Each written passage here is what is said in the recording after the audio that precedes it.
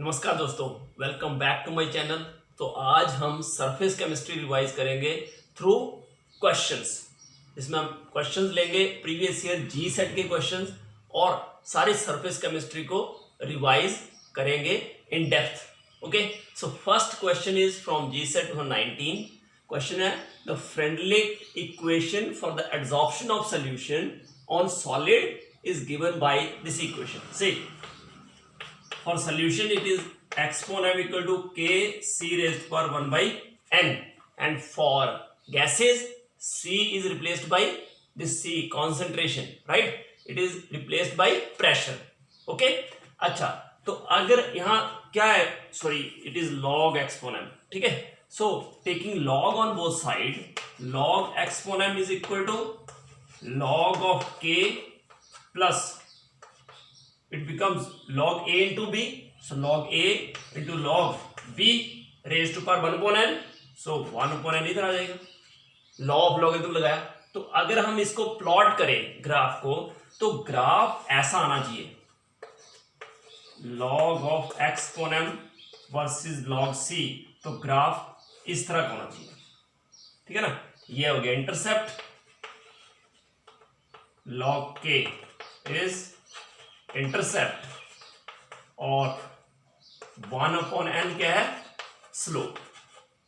अब अगर हम इसकी बात करें तो इसमें स्लोप क्या है, it is horizontal to log c, slope is 0। इसका मतलब ये हुआ कि जो 1 अपॉन n है, अगर ये 0 हो then this graph is possible, ठीक है। कॉन्सेंट्रेशन के इंडिपेंडेंट है, ठीक है ना। बट अगर 1 अपॉन एन स्लोप 0 होगा तभी ये पॉसिबल है graph. So B option is correct, ठीक है ना, क्योंकि slope that is 1 upon N that should be equal to 0 if we get this type of plot, ठीक है ना। ये दिया हुआ इक्वेशन, मतलब ग्राफ दिया हुआ है आपको कि अगर ऐसा ग्राफ हो तो कौन सी कंडीशन पॉसिबल होगी, तो कौन सी कंडीशन होगी कि 1 अपॉन एन 0 हो, right? So just note down.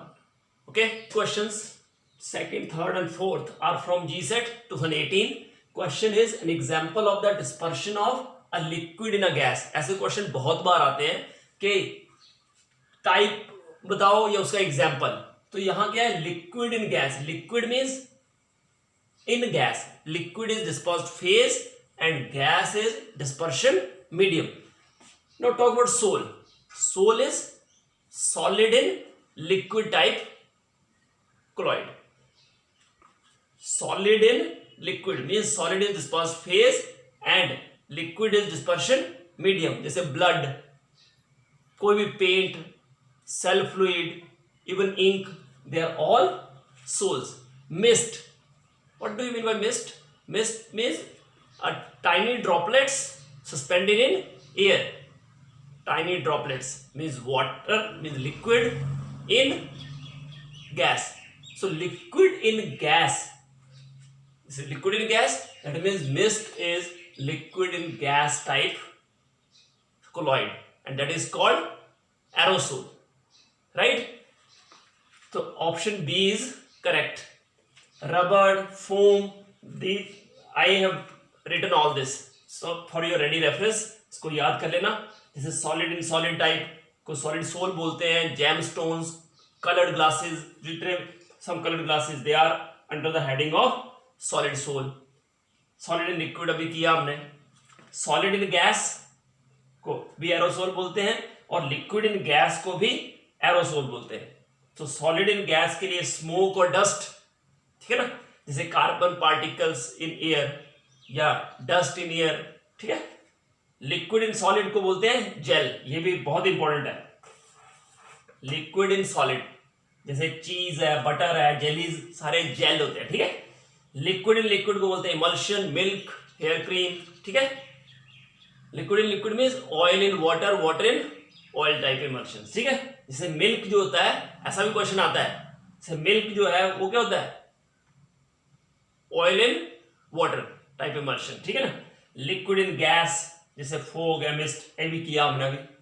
Fog, mist, fog, mist, clouds, ये सारे aerosol liquid in gas type है, ठीक है।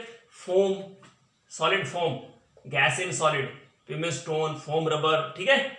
और गैस इन लिक्विड को बोलते हैं फोम्स। फ्रॉथ है, व्हिप्ड क्रीम है, सोप लेदर है, ये सारे इसमें आएंगे, ठीक है। सो ये क्वेश्चन का के लिए ये सब आना चाहिए आपको, और इस पे बहुत सारे क्वेश्चन आते हैं, इसलिए मैंने ये लिख दिया पूरा, ठीक है। Then which of the following statements is true? Adsorption कैसा फिनोमिना है? अगर आप नॉर्मल सोच रखते हो तो आप बोलोगे adsorption is always exothermic, but it is not the case. याद रखना, मेरा एक वीडियो भी है इस पे कि इज एडजॉर्प्शन ऑलवेज एक्सोथर्मिक? तो answer is no, it may be endothermic. For example, when gases are adsorbed on the solid like H2, gas in the form of hydrogen atoms is adsorbed on a solid surface on a glass, then that is endothermic. Hydrated salts when adsorbed on a solid surface, that is also endothermic. याद रखना, तो इसका मतलब ये हुआ कि option is adsorption can be endothermic और exothermic. Then for what condition of pressure and temperature Langmuir adsorption isotherm lead to better results? तो लैंगमुयर एडजॉर्प्शन आइसोथर्म में क्या हम उसमें एज्यूम करते हैं कि जो लेयर है उसके ऊपर, सरफेस के ऊपर जो लेयर बनेगी दैट इज यूनिमॉलिक्यूलर, मोनोलेयर बनेगी, एक लेयर बनेगी। बट अगर प्रेशर हाई होगा तो एक से ज्यादा लेयर बन सकती है, ठीक है। वेरी लो टेम्परेचर होगा तो भी बन सकती है, ठीक है। इसका मतलब कि ये जो assumption है अपनी, it give better results when pressure is low and temperature is moderately high, not very high, because if it is very high then desorption takes place, ठीक है। तो याद रखना कि Langmuir adsorption isotherm lead to better results कब? when pressure is low and temperature is moderately high, ताकि वो layer जो है वो मोनोलेयर रहे, नहीं तो मल्टी लेयर बनती जाएगी, ठीक है ना। क्योंकि मोनोलेयर कब बन रह सकती है? जब सरफेस के साथ उसका कनेक्शन अच्छे से हो, बट उसका दूसरे पार्टिकल के साथ कनेक्शन, गैस का सॉलिड के ऊपर आना और गैस का गैस के साथ अट्रैक्शन थोड़ा कम हो। तो कब होगा कम? जब प्रेशर लो होगा और टेम्परेचर क्या होना चाहिए? हाई। बट अगर बहुत ज्यादा हाई होगा तो मैंने आपको बता दिया कि तो फिर डिसॉर्प्शन ही हो जाएगी, इसलिए वो पॉसिबल नहीं है। तो हम लिख रहे हैं low pressure and moderately high temperature. These are the two conditions to give better results in Langmuir adsorption isotherm. So next question is the distance traveled by a colloidal particles in 1 second under the influence of a potential of 1 volt per centimeter is. So याद रखना, एक होता है electrophoresis, दूसरा होता है electroosmosis. Electrophoresis means movement of colloidal particles under the influence of field potential, और movement of dispersion medium particles under the influence of potential, that is called electroosmosis. So here it is movement of colloidal particles in 1 second under the influence of potential of 1 volt per centimeter, that is called electrophoretic mobility. If it is dispersion medium particles, then it is called electroosmotic mobility. Zeta potential, you know, there is a difference between solid adsorbent or fixed layer on the solid adsorbent and mobile layer in the solution. जो इसके बीच में potential difference होता है उसको बोलते हैं zeta potential. और transport number तो you know it is related to salt bridge वाला पार्ट इलेक्ट्रोकेमिस्ट्री में, कि जो सॉल्ट ब्रिज में कैटायन और एनायन जो करंट कैरी करते हैं, fraction of the current, that is called transport number, right. So answer is electrophoretic mobility, right. Then come to next, which one of the following is not a purification technique. अब ये G.S. 2017 का था ना, purification technique कौन कौन सी है? Colloidal particles की purification technique 4 है। 4 में से पहली तो डायलिसिस, फास्ट करना है एनालिसिस तो इलेक्ट्रोडायलिसिस, इलेक्ट्रिक फील्ड की प्रेजेंस में। फिर ultra centrifugation and ultra filtration, 4 techniques हैं, dialysis, electrodialysis, ultra centrifugation and ultra filtration. ठीक है, कि ऑर्डिनरी फिल्टर पेपर में वो पार्टिकल पास हो जाते हैं, दैट यू नो, क्योंकि रिवीजन कर रहे हैं इसका मतलब ये आपको आता है। ठीक है ना। अल्ट्रा फिल्ट्रेशन एनसीईआरटी ने दिया है, अल्ट्रा सेंट्रीफ्यूगेशन भी वन ऑफ द टेक्निक। इसमें क्या होता है, स्पिन करते हैं फास्ट। ठीक है। Electrophoresis is not a purification technique. ठीक है, तो इसका मतलब this is not the purification technique. ठीक है, तो याद रखिए प्यूरिफिकेशन टेक्निक कितनी है, 4, dialysis, electrodialysis, ultra filtration and ultra centrifugation. Next, which one of the following is untrue for gas absorption following Langmuir isotherm. तो याद रखना कि लैंगमुयर जो आइसोथर्म है, एक तो मैंने आपको इसी टॉपिक में पीछे बताया कि यूनिमॉलिक्यूलर बनती है, और जो सरफेस होता है ना, दैट हैज इक्विवेलेंट साइड्स। सारी साइड्स क्या होती है, इक्विवेलेंट। ठीक है, मतलब कि यूनिफॉर्म होता है surface, whole surface is uniform, और at the end uniformly distribute हो जाते हैं पार्टिकल्स ऑन द सरफेस, एक मोनोलेयर बनती है। ठीक है, तो आंसर है कि मोनोलेयर एब्जॉर्प्शन राइट, अनट्रू बताना है। At very low pressure amount of the gas absorbed proportional to the pressure. अब देखो लैंगमुयर आइसोथर्म का ये फॉर्मूला याद रखना आपको, एक्स अपॉन एम, पहला पॉइंट क्लियर हो गया आपको।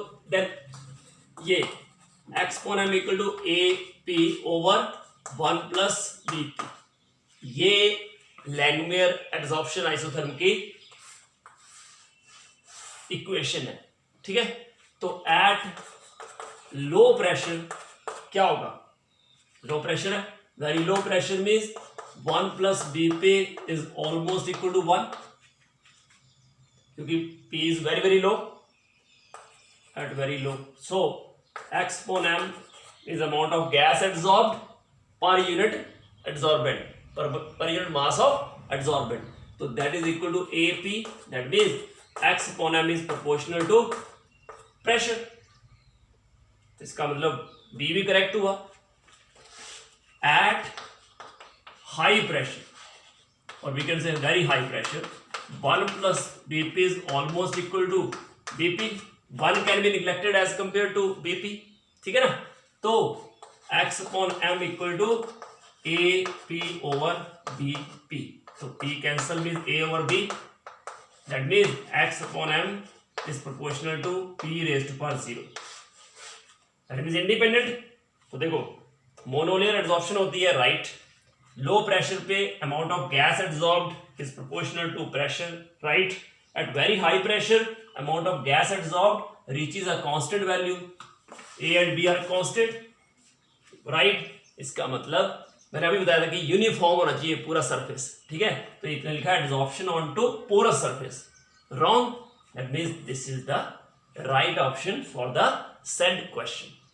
These are question from GSET 2016, जो पहले किया था हमने 5th क्वेश्चन वो जीसेट 17 का था, और 6th और 7th क्वेश्चन जीसेट 2016 के। ठीक है, नोट कर लो, ये समझिए ना। लो प्रेशर पे, हाई प्रेशर पे, और एट इंटरमीडिएट प्रेशर क्या होता है, इंटरमीडिएट प्रेशर पे देखो अगर वेरी हाई प्रेशर है तो 0 पावर 1, इसका मतलब अगर इंटरमीडिएट प्रेशर है तो जो पावर होगी दैट इज 1 अपॉन n, और n इज ग्रेटर देन 1, 0 और 1 के बीच में होगी वैल्यू, 1 अपॉन n की value is between 0 and 1, right. ठीक है, तो ये कौन सा हो गया, it is a Langmuir absorption isotherm is a special case of, और सॉरी फ्रेंडलिक एब्जॉर्प्शन आइसोथर्म हो गया ना ये, तो Freundlich absorption isotherm is a special case of लैंगमुयर। ठीक है, समझ गए, ये सिर्फ इंटरमीडिएट प्रेशर के लिए है, इसका मतलब Langmuir absorption isotherm is for the wide range of pressure. ठीक है, इसलिए जब हम इसका ग्राफ प्लॉट करते हैं लैंगमुयर का, तो x upon m versus p अगर प्लॉट करें तो कैसा ग्राफ आएगा?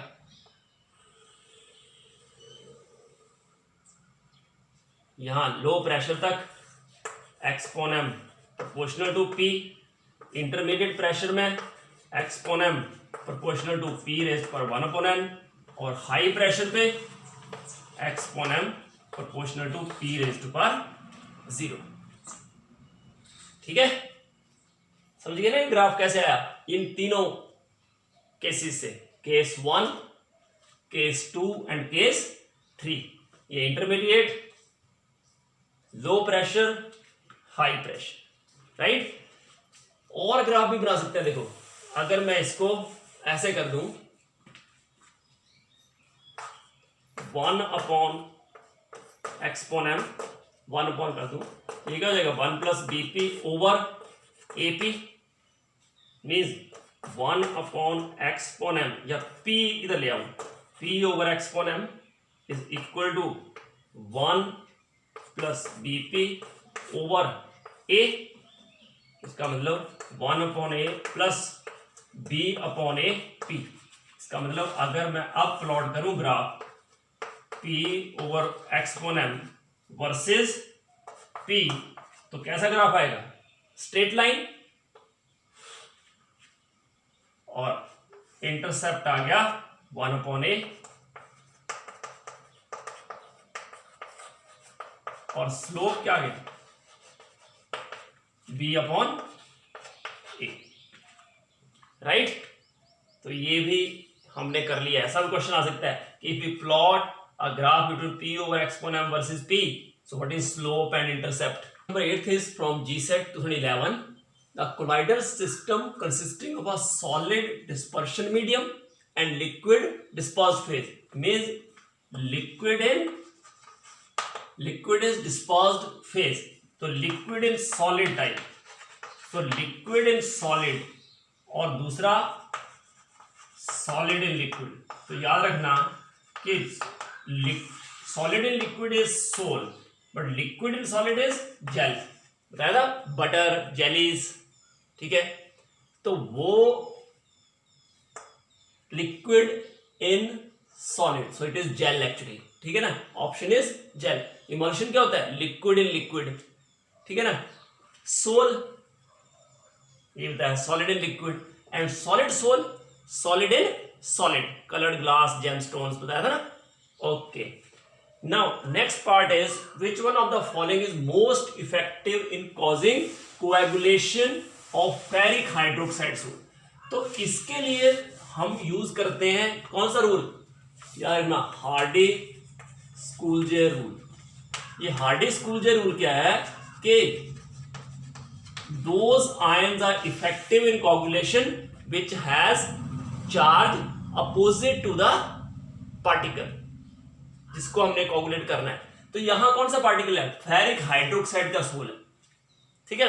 तो फेरिक मैंने इसलिए लिख दिया आपको कि नेगेटिवली चार्ज सोल्स और पॉजिटिवली चार्ज सोल, ये हमें पता होना चाहिए, उसके बाद ही ये क्वेश्चन हम अटेम्प्ट कर सकते हैं, ठीक है ना। तो यहां था फेरिक हाइड्रोक्साइड सोल। तो हाइड्रोक्साइड सोल क्या होते हैं? Positively charge. सल्फाइड सोल्स क्या होते हैं? Negative. Acid dyes negative, basic dyes positive, haemoglobin positive, oxides positive, metals particles negative, ठीक है। Starch, clay, they are negative, ये याद रखना है आपको, ठीक है ना। तो हमारे पास है पॉजिटिव सोल। तो पॉजिटिव सोल को कौन कोगुलेट करेगा? Negative ion. इसका मतलब ये जो अपने पास दिए हुए हैं इनमें जो जिसपे नेगेटिव आयन होता है that is effective in coagulation. तो इसका कौन सा आयन इफेक्टिव होगा?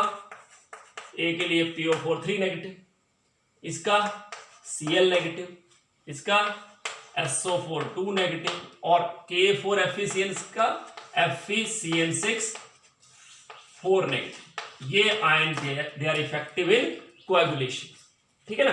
अब इनकी बात करें अगर, तो इनमें से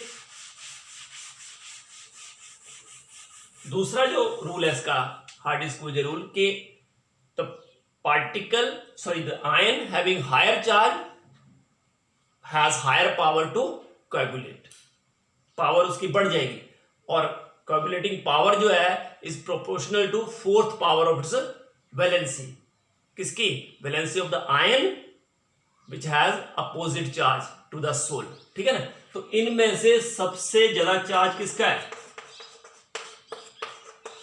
एफिशिएंसी इज 4 नेगेटिव, इसकी पावर सबसे ज्यादा होगी टू कोएगुलेट, उससे कम किसकी पावर होगी? बोलो खुद।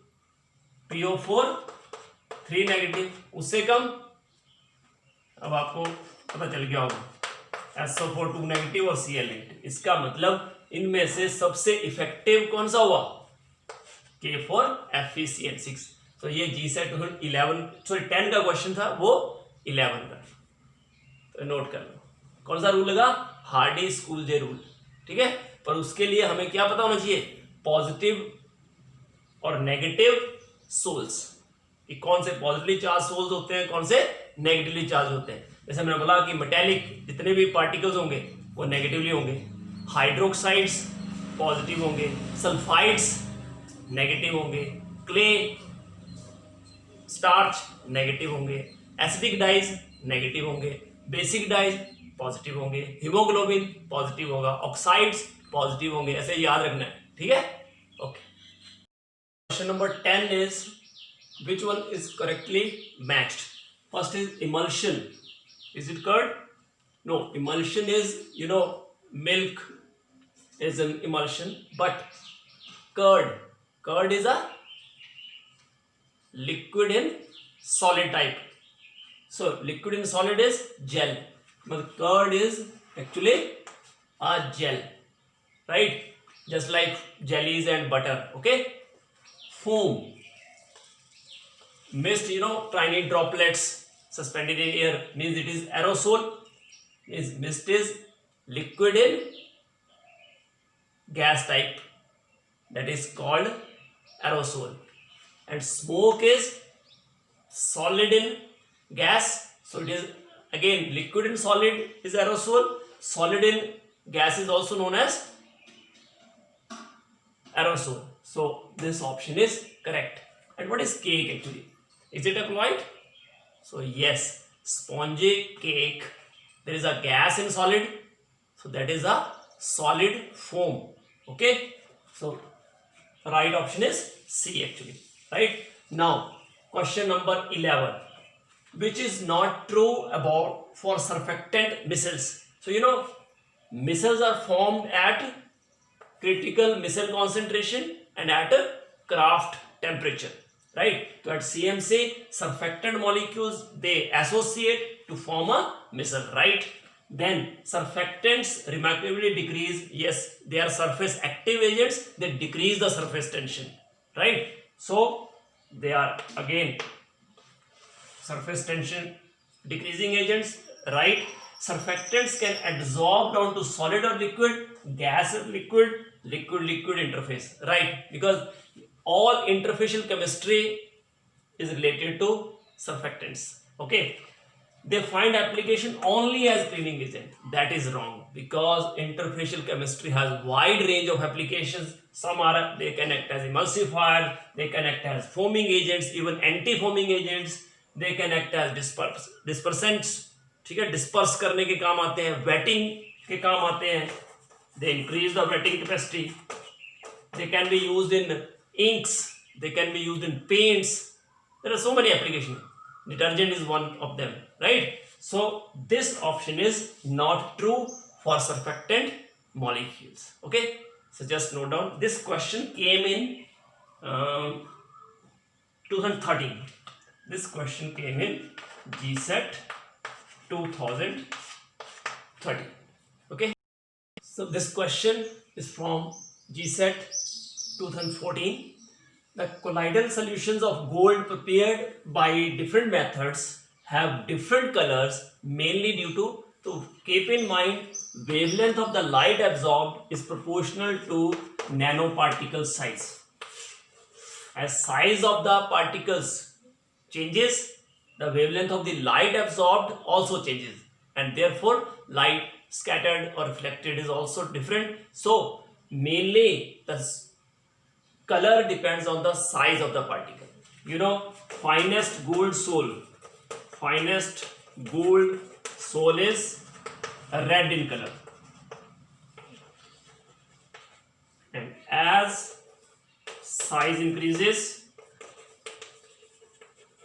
size of gold nanoparticles increases, it appears